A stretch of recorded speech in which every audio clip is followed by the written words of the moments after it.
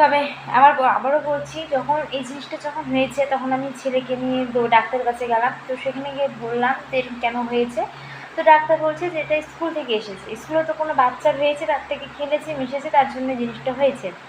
তো তার জন্য তো স্কুল কর্তৃপক্ষ দায়ী না, আমরাও দায়ী না, আমরাও তো জানি না ব্যাপারটা, আমরা জানি না বলেই এত কিছু। জানলে হয়তো জিনিসটা করবো না। তো এখন আমি যেটা ছাড়লাম, এটা বেশি করে শেয়ার করুন, জানুন, দেখুন, বুঝুন। বাচ্চার যখন সর্দি কাশি জ্বর হবে স্কুলে পাঠাবেন না। আর সর্দি কাশির সময় জিনিসটা পট করে উঠে যাচ্ছে, তো মুখের তালু মালুর দিকে লক্ষ্য রাখবেন, শরীরের দিকে লক্ষ্য রাখবেন ছোটো ছোটো বাচ্চাদের।